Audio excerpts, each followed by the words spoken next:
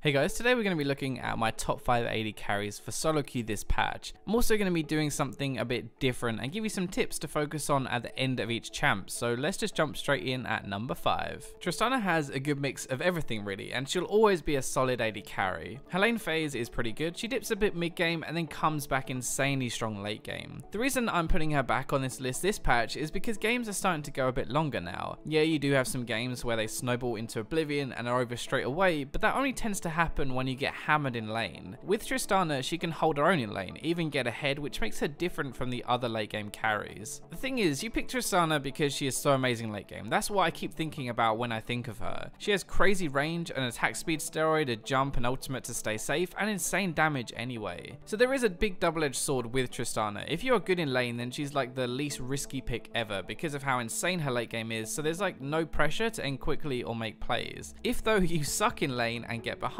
you are going to be useless for a while. Top tips really would be to use your explosive charge properly in lane. Like, make sure you don't use it at max range. If you use your charge at max range, they'll just run away and you won't be able to charge any damage. Let them get closer, then do it, and you'll get at least a few hits in. Also remember that it's not just auto attacks, but abilities like your jump and ultimate that increase the explosive charge stack too. Now normally I give you masteries and runes and stuff for each champion, but because of League of Thunderlords, there's literally no point me putting masteries for each champ because, well, they're all the same, so you can find runes and masteries in the description below.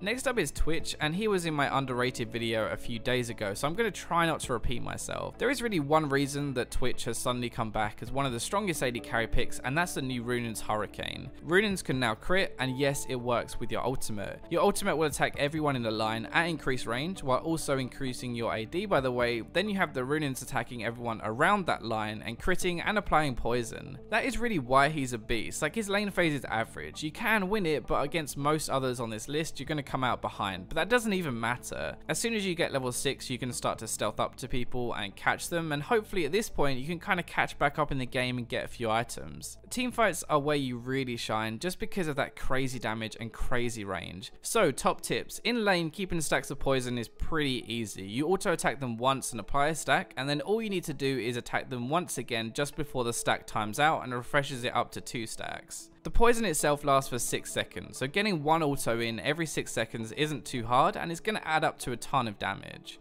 Now taking our bronze medal is Lucian, and I am so happy. So I pumped like 600 games into this guy, and Lucian, actually saying I pump into a guy is probably a mistake on the internet, but fuck it, I really don't want to record that. Lucian can probably carry harder than anyone on this list if you are really good with him, just because of how much outplay potential he has. If this was my personal AD carry list, then I would have Lucian at number 1, but in general he's sitting about here. The main reason Lucian has come back is because of the Essence Reaver, and it's a huge item on him. He benefits so much from everything on it, but mostly the cooldown reduction. He can dash even more now, he relies on his abilities for a lot of his damage, but it also means that you can get your passive shots out even more now. That's the other really big thing actually. His passive shots can crit, and even though they do less damage, they still pack a big punch. So when you have Essence Reaver, Shield of Fire Cannon, and Infinity Edge, like those 3 items, you have insane cooldown reduction, crit chance, and damage. Your ultimate now does a lot of damage even early too, and it really means that you have a very risk-free playstyle on him. You can poke from afar with your Q and ultimate, and it gives you complete lane control without doing much. In team fights he's really good. You can have your ultimate do damage from the back, your passive shot shred tanks and squishy targets, you have your abilities, and you have really high mobility. My top tips for Lucian start with his lane phase. It's pretty good anyway, especially if you can make sure you use your passive shots before using another ability, but the main way you'll get ahead is once you have some AD by lining up your Q on minions and hitting the enemy AD behind them. You combine a few shots like that and your ultimate, and you can probably net a kill or at least force them back. Number 2, we have Misfortune, who used to actually be kind of a joke AD carry and is now, well, good at pretty much every stage of the game. You remember for Tristana when I said games only really snowball now when you get hammered in lane? Well, Misfortune is very, very good at hammering anyone in lane. She does insane damage, and most of it is that dumb poke with her Q, which you can't even trade back. Your great lane phase goes into a great mid game and a great late game too. Your ultimate is huge damage mid game, and late game you have crit, attack speed steroid, and even your ultimate crits too, making it relevant late game, which is pretty rare for an ability.